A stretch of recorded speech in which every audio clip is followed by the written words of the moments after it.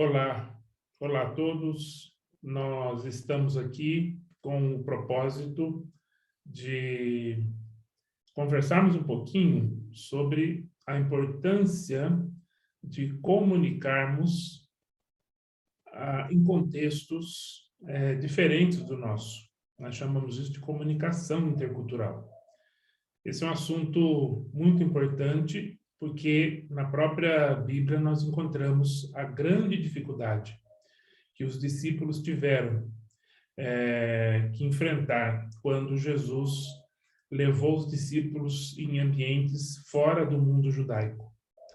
Então, nós temos ali na Bíblia exemplos de Jesus dialogando com samaritanos, né? Com a mulher samaritana, por exemplo, onde ele quebra as barreiras étnicas, sociais, a questão do gênero mesmo, onde ele estava conversando ali com uma mulher e levou os discípulos, né, a ter uma experiência transcultural, onde eles tiveram uma experiência que foi difícil para eles. Haviam problemas religiosos, étnicos, entre samaritanos e judeus desde o Antigo Testamento. E agora Jesus está mostrando para os discípulos a importância de comunicar o evangelho além do nosso mundo. No caso, eles eram judeus, além do mundo judaico. Quando nós observamos em Atos também, nós vemos a dificuldade da igreja de entender que os gentios também eram irmãos, pessoas que foram resgatadas, né? O mesmo sacrifício de Jesus na cruz, né? O que Jesus, o sangue derramado na cruz, também foi para gentios, ou seja, o sacrifício de Jesus, a encarnação de Jesus, né? João 3,16, e Deus amou o mundo de tal maneira. Quando nós olhamos em Apocalipse, os povos de línguas, tribos, raças, diante do trono de Deus, o Evangelho, ele é um Evangelho para todos. Ele é um Evangelho para todas as tribos, línguas, pessoas, tribos diferentes, não só dentro da cidade, pessoas diferentes de nós. O Evangelho, essa é a proposta do Evangelho, é que o Evangelho ele alcance pessoas que talvez elas não sejam parecidas com a gente culturalmente ou religiosamente, e esse é um desafio. Eu confesso a vocês que nós, como igreja, nós temos dificuldade até mesmo de compreender a graça de Deus. A graça de Deus que é o que ela custou tudo para o doador e não custou nada para o receptor, né? É a graça de Deus. A graça de Deus na parábola da vinha. Vocês lembram quando as pessoas foram pegos lá, os trabalhadores foram pegos logo às 6 horas da manhã, depois às 9, meio-dia, 3 da tarde, 5 da tarde, e na hora de receber, o dono da vinha disse, olha, vamos começar pelos últimos, e deu um denário para todos, para os que chegaram por último.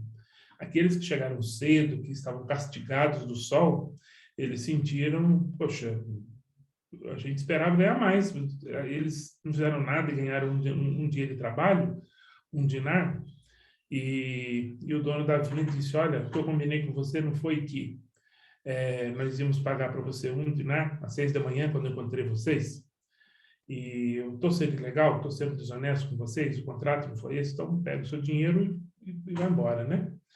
E a vinha é minha, eu faço dela o que eu quiser. Então, essa parábola mostra o Deus da graça, o Deus de amor. E se nós queremos comunicar o Evangelho para todos os povos, línguas e tribos, nós precisamos entender que o nosso Deus ele é um Deus relacional. Ele é um Deus que, ele, desde a eternidade, o Deus triuno, o Deus Pai, Deus Filho, Deus Espírito Santo, ele se relaciona desde a eternidade. O Pai, o Filho e o Espírito Santo se relacionam. E o vínculo desse relacionamento é o amor. Por isso que em 1 João, capítulo 4, verso 8, diz que Deus é amor. Né? Deus é amor. Que amor que é esse? Esse amor é um amor incondicional, que vem da eternidade, porque o Deus triuno é um Deus eterno.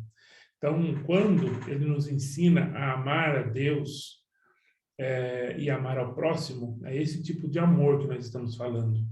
Nós temos que ser imitadores de Cristo. Então, tudo isso a humanidade, humanizar as pessoas que são diferentes de nós, a ternura, né? A humanização, a compaixão.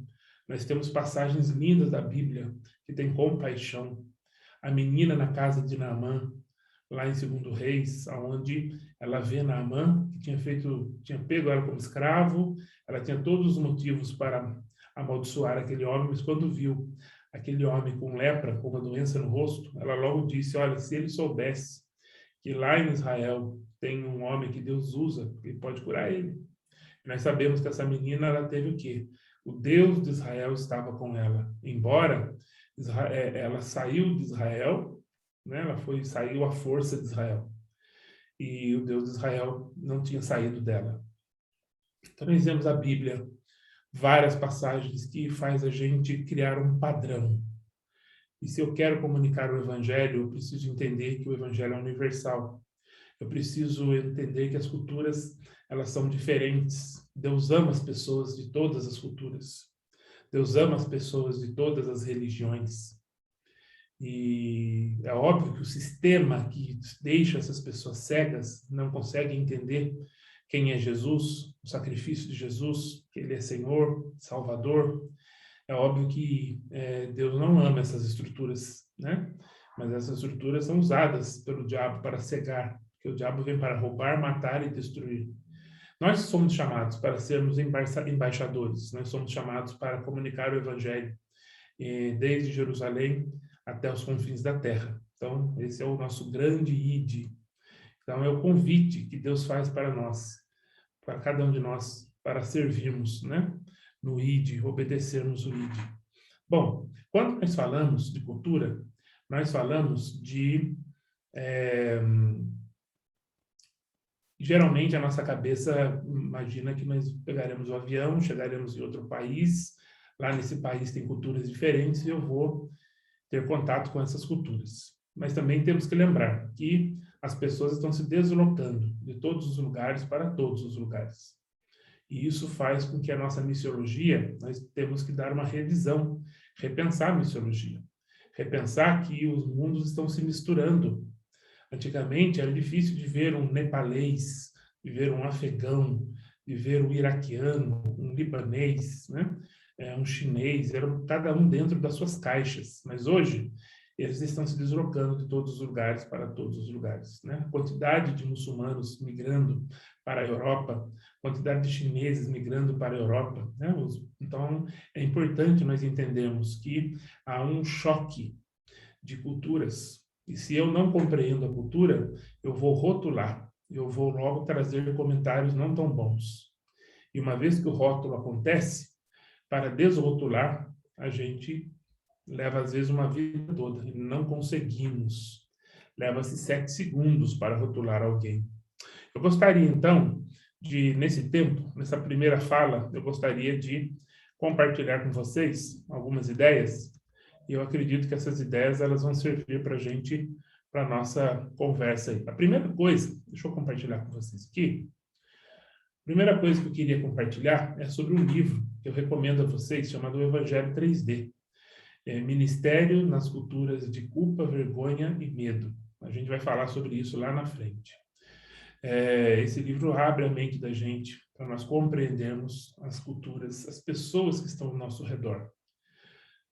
Quando a gente fala de cultura, nós temos que tomar cuidado porque, por exemplo, né, você mora numa cidade no interior de Portugal ou no interior do Brasil e você vai observar que, às vezes, do lado de lá do rio, as pessoas se comportam de um jeito, do lado de cá do rio, o comportamento já é outro. Do lado de lá da linha do trem, do lado de cá da linha do trem. Então, às vezes, nós temos diferenças culturais significativas dentro da própria cidade que nós estamos servindo. Então, não estamos falando de geografia, mapas, como nós vemos, né? Mas sim com grupos étnicos, ou até mesmo dentro do mesmo grupo étnico, nós encontramos comportamentos culturais diferentes. Então, eu queria, inicialmente, falar um pouquinho sobre o cristianismo global, para vocês entenderem por que é importante nós compreendermos o que está acontecendo no nosso mundo nos dias de hoje, né? A primeira coisa que a gente precisa pensar é que, antes de 1900, nós sabemos que a maior concentração de cristãos estava nos Estados Unidos e na Europa. Nós chamamos isso de norte global. Só que o que nós observamos é que de 1900 para frente, uma quantidade grande, né, de cristãos começa a brotar no sul global. O que é o sul global? O sul global é a África, a Ásia, a América Latina e algumas ilhas do Pacífico. O que foi observado é que, nos dias de hoje, o centro de gravidade do cristianismo não é mais no norte, nos Estados Unidos e na Europa, mas o centro de gravidade do cristianismo agora é no sul. Ou seja, a maior parte dos cristãos vivem na África, na Ásia, na América do Sul e nas ilhas do Pacífico. Então, elas não estão mais no que nós chamamos de mundo tão ocidental. E isso mexe muito com a gente. Por quê? Porque grande parte dos missionários vem dessa área do mundo, né? Americanos, europeus, vieram e evangelizaram o Brasil, vieram e evangelizaram grande parte do mundo. Só que agora nós observamos que, como o cristianismo está muito mais acentuado no sul global, aonde nós começamos a ver agora uma quantidade grande de missionários do sul global servindo dentro do sul global. E alguns do sul global já servindo no norte global. Haja visto a quantidade de pessoas, né, da África, Ásia, América Latina, morando nos Estados Unidos, servindo na Europa. Então, esse é o caso nosso de Brasil. Nós, como brasileiros, nós temos servido... Quantos brasileiros não migraram para os Estados Unidos, estão plantando igrejas, estão trabalhando ali? Porém, sem conhecimento correto das coisas, né? E a mesma coisa na Europa. Nós, como brasileiros, do sul global, nós estamos migrando para o norte global. Por que é importante a gente dizer isso? Porque nós estamos falando de pessoas diferentes. Nós somos de blocos culturais diferentes. Então, vamos conversar um pouquinho sobre a diferença entre quem é do norte global, Estados Unidos e Europa, e quem é do sul global, África, Ásia, América Latina e Ilhas do Pacífico. Se nós entendermos um pouquinho da característica desses povos, do cristianismo, o que está acontecendo, ajuda muito a gente a ajustarmos a forma de comunicar o evangelho. Então, essa primeira parte nós estamos trabalhando aí com as pessoas do sul global. Então, como nós do sul global estamos servindo no sul global, né? Por exemplo, missionários brasileiros servindo no Oriente Médio, servindo na África, na Ásia, servindo no próprio Brasil, América Latina. Então, brasileiros, né? Nós do sul global, nós estamos saindo para o sul global. Mas também nós estamos saindo para o norte global, para a Europa e para os Estados Unidos, que são mundos diferentes, bem mais diferentes do que o bloco do sul global. Então, o que eu queria dizer aqui é que, de uma forma geral, quem é do sul global geralmente é relacional, né? As pessoas são mais relacionais. Nós somos relacionais quando nós comparamos com o norte global, ok? Quando nós comparamos com os americanos, com os europeus, de uma maneira geral, nós somos mais relacionais. Mas também nós fazemos amizade rápido. Pegamos um trem, pegamos um comboio, né? E já fazemos amizade, já conversamos, essa é uma característica das pessoas do Brasil e do sul global. Fazemos tudo ao redor da mesa. Tudo que vamos fazer tem que ter relacionamento. Nós gastamos tempo. O tempo para a gente é legal. O tempo para a gente é precioso estar junto, né? Isso é uma característica do sul global. Nós somos também espiritualistas.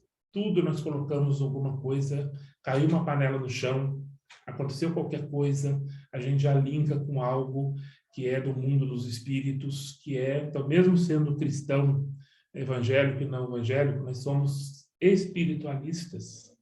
Nós, na cultura brasileira, por exemplo, né, a pessoa quando soluça, criança quando soluça, a gente põe uma lã na testa da criança para parar o soluço, ou se alguém engasga com alguma coisa, nós batemos nas costas e falamos São Brás, São Brás, São Brás. Né? Nós temos o problema do chinelo virado, que pode trazer morte, a borboleta grande que entrou dentro da casa e tal. Nós somos, ao nosso redor, nós temos muitas questões espiritualistas, né? As pessoas têm, os mais antigos tinham medo da assombração, da loira do banheiro. Cada região do Brasil tem uma característica como essa, né? E os causos, as histórias. Então, imagine só uma pessoa como essa, que é espiritualista, quando ela se converte. Olha a importância do discipulado, a importância de nós avaliarmos pessoalmente cada novo cristão. Porque, dependendo do contexto dele, se ele vem no contexto de macumba, de feitiçarias, ele vem com uma carga muito grande de espiritualismo, né? Essa coisa do medo do mundo dos espíritos. Nós vamos falar mais à frente sobre isso. Então, nós somos relacionais, nós também somos espiritualistas, né? Nós, do Sul Global, nós lemos a Bíblia diferente das pessoas do Norte Global. Por quê? No Sul Global, nós temos catástrofes, nós temos pobreza, nós temos tantas características aqui nossa, em que quando nós lemos a Bíblia, nós lemos a Bíblia com mais literalidade. Quando nós olhamos situações ali, nós identificamos com muitas coisas do Antigo e do Novo Testamento. Então, já é uma característica nossa, porque nós temos que lembrar que o Oriente Médio, onde a Bíblia foi escrita, também faz parte do Sul Global, né? Então, quando nós vemos a ceia, a mesa da ceia, quando nós vemos Jesus sentando à mesa com pecadores, quando nós vemos Jesus se autoconvidando para ir na casa de Zaqueu e tem um encontro com ele ali, e esse encontro gerou conversão, quando Jesus senta à beira do poço, esperando para conversar com uma mulher, né? Quando Jesus ele pega os discípulos e senta com os discípulos, né? E caminha com eles, e gasta tempo com eles. Então, é características do Sul Global. Então, quando nós lemos a Bíblia com mais literalidade do que com o pessoal do Norte Global.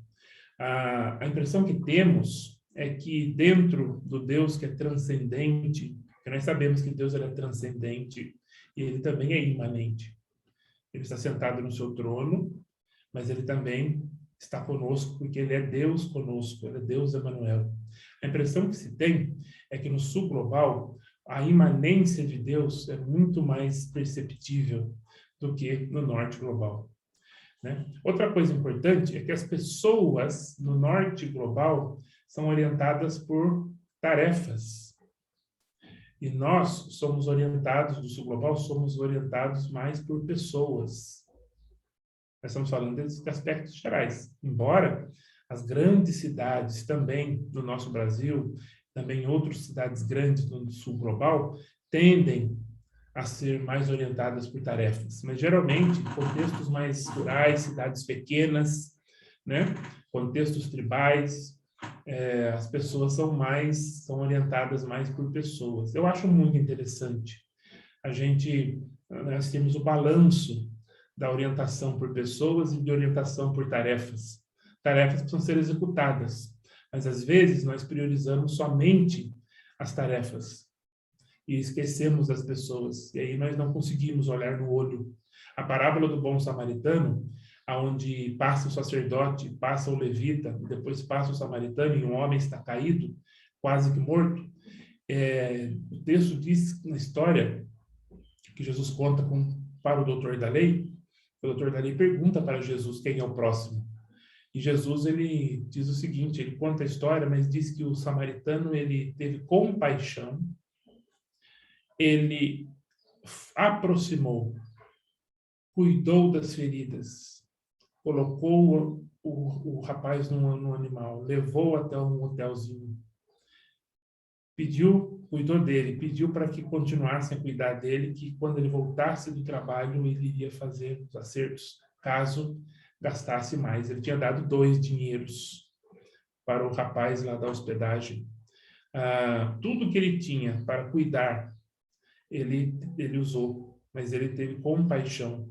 Quando nós somos orientados muito por tarefas, nós não conseguimos observar ao nosso redor, nós não conseguimos ver o sofrimento, a dor, as alegrias, nós não conseguimos, porque a gente chega logo, já falamos assim, e aí, tudo bem? E logo já começa alguma coisa, né? Sempre quando vamos falar com alguém, nós falamos já querendo alguma coisa, a tarefa, a tarefa, a tarefa. Em nenhum momento perguntar como a pessoa está. Em nenhum momento não vamos nos juntarmos para fazermos nada, para termos um tempo de relax. Mas aí nós somos orientados a trabalhar, dar resultados, dar resultados. Nós sabemos muito bem que quem é do sul global, quando entra nessa vibe de tarefas, tarefas, tarefas, lá na frente tem o famoso burnout, tem os estresse, doenças psicossomáticas, né? Quando vai ver, as pessoas só se relacionam, só conhecem projetos, projetos, projetos, resultados, relatórios, mas aquela coisa de sentar junto, de comer junto, de ouvir as pessoas, a grande necessidade de ouvir. Então, nós do sul global, nós temos mais facilidades de ser orientados por pessoas do que por tarefas. Mas cuidado, porque nós do sul global estamos sendo contaminados também com esse excesso de orientação por tarefas. Bom, uma outra coisa importante que nós temos que nós observamos das características também, nós somos dramáticos. Nós, né, somos muito emotivos, falamos com emoção na voz, nós temos esse lado emotivo muito grande. Você observa que quando nós vamos a uma igreja e falamos sobre as realidades da Europa, Portugal, da Alemanha, né, na Inglaterra, igrejas que estão se fechando, onde o cristianismo foi contaminado pelo liberalismo, pelo secularismo, quando esses países quiseram se aliar ao Estado, pode ver que a igreja decaiu, né? E então é um cuidado que nós precisamos ter também com isso. Mas o que nós observamos é que quando nós vamos e falamos na própria igreja brasileira, quando nós apresentamos a África, a Ásia, as pessoas choram, se emocionam, elas estão abertas a contribuírem. Quando nós falamos da realidade de Portugal, da Espanha, da França, as pessoas já começam, não tem, porque não é o mesmo nível emotivo, de emoção, né? É interessante isso, essa é uma realidade, né? Mas é óbvio que quando nós vamos fazer mobilização, nós não podemos também tirar a emoção faz parte do processo. Nós temos que também saber trazer emoções coerentes, né? Não abusá-las, mas trazer quando vamos também mostrar a realidade espiritual da Europa, né? Então, é importante nós elaborarmos uma boa mobilização para que eles entendam, para que o povo brasileiro, por exemplo, que é emotivo, emoção é parte do processo da mobilização. É óbvio que abusar da emoção já é totalmente incoerente, né? Outra coisa que é importante das pessoas do sul global é que nós somos práticos. Eu até coloquei aqui fatos e experiências reais e focamos no que é bom para resolver o problema. Quando nós vamos trabalhar principalmente com adultos, né, no sul global, as pessoas, para elas prestarem atenção, elas precisam participar, elas precisam dialogar. Elas não gostam de só um falando e as pessoas ficam quietas, né? Elas querem essa interação, né? Essa andragogia, essas questões andragógicas bem definidas, né? A questão da cultura é extremamente importante, né? A importância de entender a cultura, de entender essas questões culturais, elas definem para a gente muita coisa. Somos bastante dialogais, né? O negócio da gente é comunidade. De uma maneira geral, o sul global é mais ou menos assim, é uma sociedade coletiva. Então, o que eu faço afeta todos. O que eu faço afeta todos. Então, quando alguém da comunidade faz alguma coisa errada, todo mundo fica sabendo, né? Dentro do sul global, as pessoas rapidamente sabem o que está acontecendo. Nas pequenas cidades, em contextos rurais, é muito comum as pessoas saberem de tudo. Todo mundo sabe da vida de todo mundo. Aí a fofoca também corre com mais facilidade, mas é uma característica do sul global. É uma característica, essa questão relacional. E a gente observar que dentro das igrejas nós temos isso também, ok? Então, é muito importante. Então, pastorear uma igreja, desenvolver um projeto de discipulado, se nós não conhecemos essas características, então, se você que é do sul global está no norte global, vocês vão ver a diferença que é. Quem é do norte não é comunicativo tanto como nós do sul, né? As pessoas são orientadas mais por tarefas, não são orientadas por pessoas. Então, você que está em Portugal, na França, na Espanha, aí na Europa, servindo nos Estados Unidos, ou nas grandes cidades brasileiras, observem que as pessoas estão ficando com características mais do norte global do que do sul global. Então, no sul global, tempo não é dinheiro, né? Nós não somos, embora nós gostamos da comida rápida, do fast food, quando realmente estamos na correria, mas a gente sabe que aquela comida do domingo, a macarronada, aquela coisa, né? Eu gosto muito de ver algumas brincadeiras que aparece já aí nos vídeos aí na internet, do mineiro, o mineiro conversando com o outro, né? Bom, bom. Aquela questão de tomar um cafezinho, pãozinho de queijo, tudo isso é a mesa. Você vai na casa do interior, da pessoa do interior, você vai em Minas Gerais, aqui mesmo na região onde eu estou, no interior de São Paulo, se você vai numa casa, se você não para tomar um café, se você vai almoçar na casa da pessoa e não repete a comida, isso não é, pode ser, não é polite, né? Então, as pessoas estão olhando a sua comida, você tem que ter você tem que fazer, tem que ter sons de que está gostoso, né? Em outras culturas, você vai tomar sopa, tem que fazer o barulho porque está gostoso, tem que trazer, né, a expressão corporal, o som, isso faz parte da comunicação, né? E então a gente é muito complicado, sabe? Quando a gente vai para os Estados Unidos, uma igreja, por exemplo, bem americana, ou quando a gente vai para a Alemanha, né? Num contexto bem diferente desse nosso que nós estamos apresentando. Então, ninguém está falando que um é melhor que o outro. Os norte global tem uma característica, os do sul global tem outra característica. E agora, o que Deus está fazendo? Deus está fazendo isso aqui, ó. Está misturando. Vamos falar um pouco de Portugal. Portugal, o norte de Portugal, o Porto e a região do norte, eles são bem norte global. Eles são mais individualistas, não gostam muito de conversa, são mais orientados por tarefas. Então, para comunicar, é em linha reta, pá, pá. Não tem que florear muito. Entendeu? Não são de bons amigos, como a gente brinca. Se você pega alguém do norte de Portugal e leva para a região mais agrícola, a região do Alentejo, ou você vai para a região mais ao sul, do Algarve, é um outro Portugal.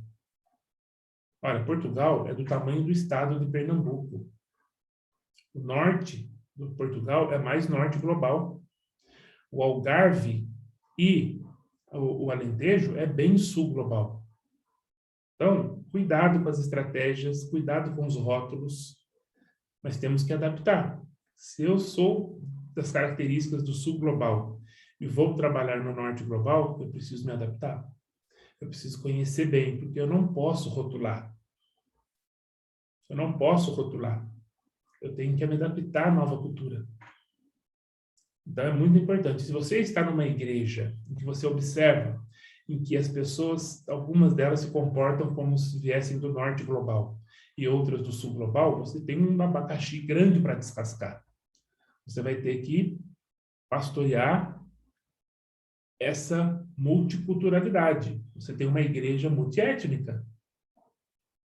Hoje, em Portugal, por exemplo, você tem africanos, brasileiros e portugueses. Olha os problemas que já existem nas lideranças. Como o líder português enxerga o líder brasileiro. O brasileiro chega e já quer começar a trabalhar. Já quer fazer tal, pá, pá. E aí, o tempo de velocidade, a velocidade de trabalho, a a forma de trabalhar, elas são diferentes. Então, você não pode, às vezes, rotular alguém porque a pessoa, não, ele é muito devagar para fazer. Ixi, o negócio é a gente que tem que chegar e fazendo, tal, tal. Você está agredindo também a outra cultura. Então, toma cuidado com isso, né? As tradições locais são respeitadas. O Sul Global valoriza muito as tradições globais, as tradições da família, as tradições do local. Geralmente, os do Sul Global, nós somos muito etnocêntricos. A melhor comida é nossa, a melhor casa é nossa, a melhor tal, o melhor balde, o melhor rodo. Nós temos essa característica. Você pode observar dentro do próprio Brasil a briga culinária que tem. Não, comida boa, churrasco é do Sul, feijoada é de Minas. Isso que é óbvio que cada local você tem os pratos principais, mas nós temos muito isso, essa questão do etnocentrismo. Então, toma cuidado com isso também. Nós somos competitivos, às vezes queremos dizer que sempre o mais gostoso é o nosso, tal, e as pessoas do norte global também têm as suas comidas prediletas, cresceram comendo aquilo, crescendo ouvindo aquelas histórias. Então, tudo isso é importante. Observe só como todas essas características que a gente está conversando aqui, elas são muito importantes. Então, novamente, o norte global, Estados Unidos e Europa, o sul global, América, África, Ásia e o Pacífico. Nós estamos falando de 2 planetas diferentes. E nos últimos anos, as pessoas estão se deslocando de todos os lugares para todos os lugares. Então, nós temos sul e norte juntos. Então, para azedar a maionese, para dar um chabu, para termos um conflito, é muito fácil. Então, quando nós começamos a entender essas questões, a gente começa a entender a história de cada um também, damos ouvido, e aí essa interculturalidade pode ajudar. Quanto mais intercultural for a nossa mente, mais fácil nós teremos, mais facilidade teremos de lidar com times internacionais, times interculturais, ok? Nós também somos, nós avaliamos muito o sul global, muito visual, né? Na comunicação, o visual é muito importante, né? Então, o audiovisual é fundamental na cultura do sul global. Outra coisa que nós temos no sul global, nós somos muito, pelo fato de sermos coletivos, de sermos relacionais, em que fazemos as coisas ao redor da mesa, nós também gostamos das histórias, dramas, músicas. Então, no sul global, faz muito sentido eu contar histórias bíblicas, eu preparar músicas para contar uma história que eu quero, ou fazer um drama, fazer uma peça, fazer algo. Então, isso faz mais sentido para nós do que quem é do norte global. Quem é do norte global é coisa sistemática. Por isso que as mensagens que nós vemos dos Estados Unidos, nas igrejas americanas, e que nós viemos, ensinaram a gente assim no sul global, é que a mensagem tem que ser com 3 pontos. Ponto número 1, número 2, número 3, conclusão. A mente sistemática. Quem é do norte global tem a mente mais sistemática do que quem é do sul global.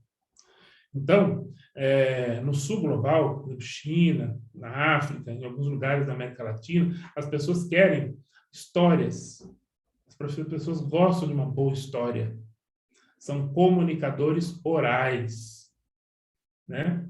O sul global é mais comunicador oral. Então, quando nós estamos... Eu me lembro, quando eu servi na China, a primeira coisa foi observar a questão da cultura chinesa. Como os chineses contam histórias?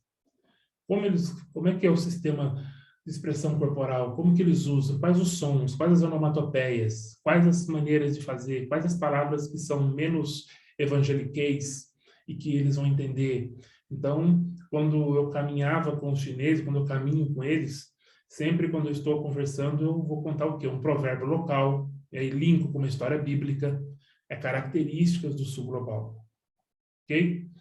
No diálogo de Jesus na parábola do bom samaritano, quando o doutor da lei pergunta a Jesus quem é o próximo, Jesus conta uma história. Jesus conta a história. Conta a parábola do bom samaritano. Jesus não responde diretamente ao doutor da lei quem é o próximo. Ele conta uma história. Talvez, se o doutor da lei fosse um americano ou um europeu, o doutor da lei estaria pensando assim, mas que homem chato, eu só perguntei quem é o próximo. E ele está contando uma história, sem perna, sem cabeça. Ele está contando algo. Eu só perguntei quem é o próximo, que chato. Olha, eu tenho tempo, eu tenho pressa.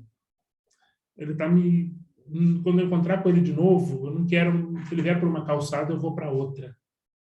Então, na verdade, Jesus estava falando com alguém que também era do Oriente Médio. Alguém que se comunica por contação de histórias. E aí, Jesus, no final, diz, olha, quem foi o próximo daquele homem que estava caído? Aí ele falou, foi aquele que teve de misericórdia com aquele homem. Aí ele falou, você entendeu? Vai e faz o mesmo. Jesus, ele fez isso aqui para comunicar. Se fosse num contexto americano, contexto europeu, por isso que os folhetinhos evangelísticos, por isso que os livros de teologia, por isso que os materiais de discipulado que vêm dos Estados Unidos, nós traduzimos um monte de coisa, em Portugal também todo mundo bebe da literatura americana, e graças a Deus por isso, o cuidado que nós temos que tomar é que as pessoas do Sul não são sistemáticas. Elas são mais orientadas por tarefas, por pessoas. E isso faz a diferença. Então, gastar tempo junto, olhar no olho.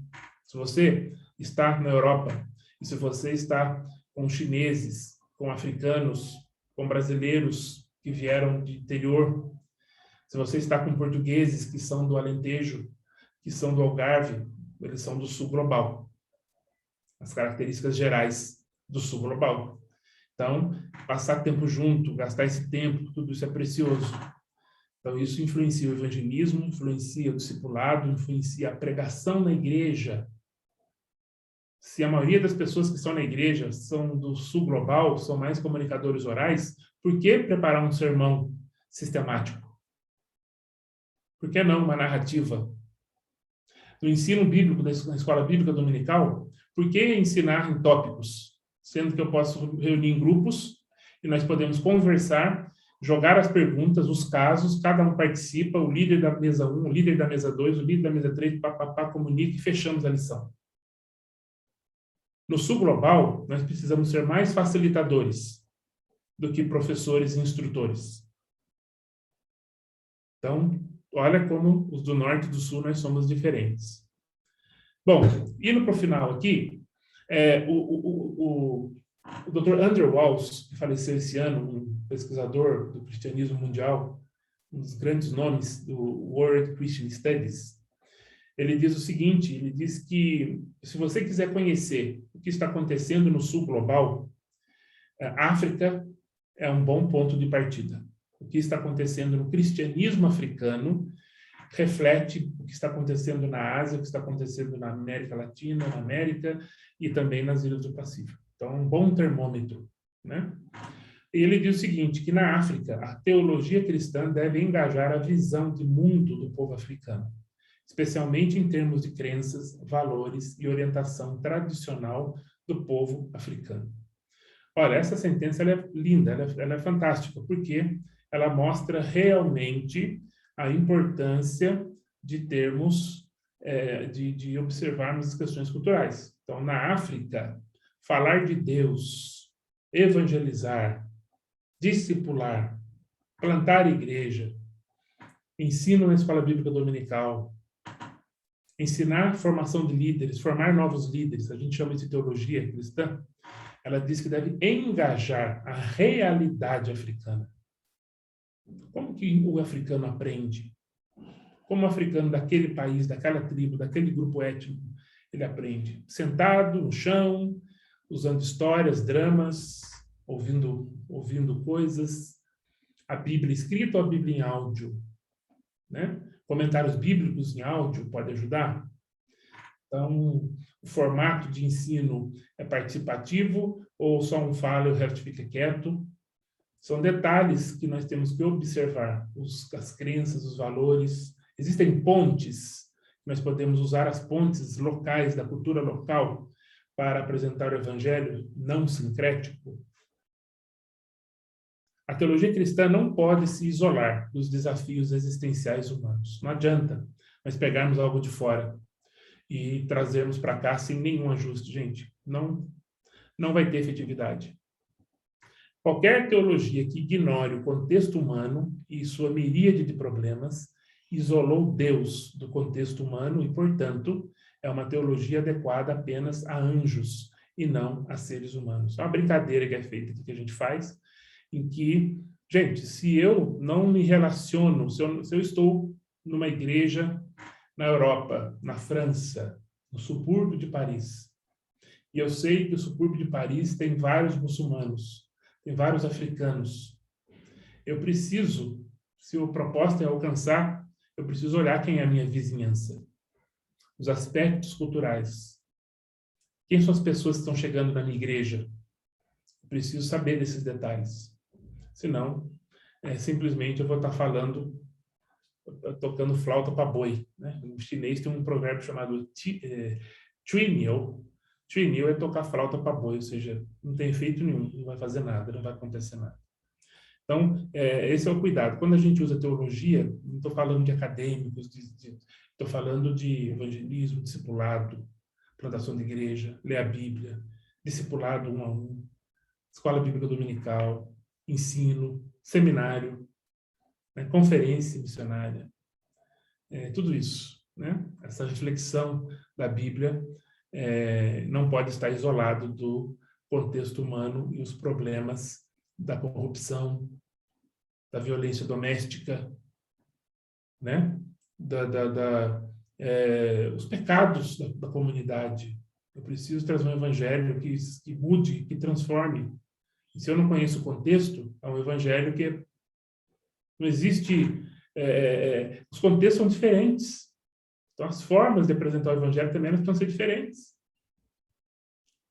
Então, mais uma vez, usando o exemplo como África, o cristianismo na África não é primordialmente uma busca intelectual, em conformidade com a lógica e a discursividade ocidentais, mas sim uma experiência vívida em que Cristo é parte da vida cotidiana de um crente africano, né?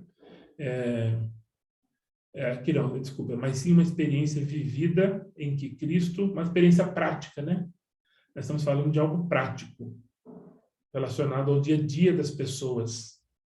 Não é algo intelectual, não é algo lógico dentro de uma discursiva, de uma forma de discursar ocidental. Vocês estão entendendo o que eu quero dizer? Eu quero dizer que no sul global nós precisamos valorizar muito essas questões. E a África é um exemplo para nós aí. Por exemplo, o tipo de formação teológica que o pessoal do sul global recebe, usando os padrões, as formas, as literaturas ocidentais no treinamento, não vai atender às reais necessidades e os problemas locais. Então, você que é do norte global, você que tem uma mente mais do norte global, nem todas as pessoas são iguais a você. Se você está numa igreja, em que você tem pessoas do sul global, você se relaciona com as pessoas de África, Ásia, América Latina, ou pessoas que têm características do sul global, entenda que até a forma de formação teológica, de ensinar a Bíblia, de ler a Bíblia, de formar líderes, se você quiser efetividade, se você quiser um movimento de plantação de igrejas relevante no contexto, é importante atender às necessidades e os problemas locais das pessoas. E aí, um pastor recebeu um pastor lá de Gana, ele recebeu um treinamento de um missionário americano que não tinha conhecimento nenhum dessas características que estamos conversando aqui, e ele disse que ele volta para a aldeia dele de motinha, e quando ele descobre, ele vai ver que tudo aquilo que ele aprendeu era até interessante, mas ele não sabia como aplicar dentro da tribo da onde ele veio, né? Então, isso é algo importante. Então, nessa parte nós finalizamos e temos algumas outras coisas para trabalharmos, mas é importante nós refletirmos que o centro de gravidade do cristianismo agora está no sul global. África, América Latina, América, e também Ásia e ilhas do Pacífico. O norte global, Europa e Estados Unidos, não detém mais a maior quantidade de cristãos. Nós temos visto um esfriamento espiritual, liberalismo, secularismo, entretenimento exagerado. Nós temos visto, infelizmente, igrejas que estão se fechando no norte global. Mas a nossa esperança, né, é orar por avivamentos, na história dos avivamentos, né? Como é importante nós estudarmos isso também. E orarmos pelos Estados Unidos, orarmos pela Europa, para que Deus, também para as grandes cidades do sul global, está aparecendo cidades do norte global, que as pessoas estão mais preocupadas com as tarefas do que com as pessoas não estão mais parando para ouvir os outros, né? Então, pedir a Deus que Deus use os irmãos do norte global, que Deus use os irmãos do sul global. Eu acredito que a parceria, sabe, diante da cruz, é uma solução para o norte global. E Deus tem usado brasileiros para servir na Europa, para servir nos Estados Unidos, e o meu pedido é que, minha oração é que esse vídeo chegue no máximo de lugares possíveis para a gente poder refletir e poder imaginar que todos nós, né, do norte e do sul, fomos chamados, né, por Deus. Nós, cristãos do norte e do sul, fomos chamados para pregarmos o evangelho. E atenção para o rótulo e atenção para as questões culturais.